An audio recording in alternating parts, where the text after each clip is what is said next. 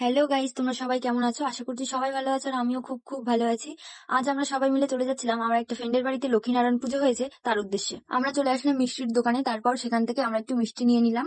তারপর আমরা যাব আমার বান্ধবীর বাড়ির দিকে।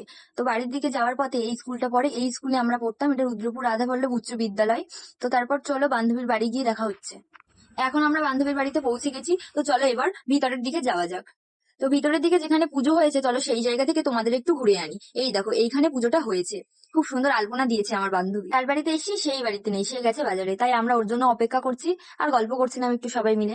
তারপর কাকিমা আমাদের সবার জন্য প্রসাদ নিয়ে চলে আসলো, চল এবার প্রসাদটা খাওয়া যাক। আর এদিকে আমার বান্ধবী আমাকে লোভ দেখিয়ে নাড়ু খাচ্ছে, যেহেতু আমি নাড়ু খেতে ভালোবাসি ওই জন্য। আর এখানে সবাই প্রসাদ খাচ্ছে। তাড়াতাড়ি করে দিয়াও বাজার থেকে বাড়ি চলে এসেছে, যেহেতু ও শুনেছে যে আমরা সবাই চলে এসেছি, তার জন্য তাড়াতাড়ি চলে আসলো।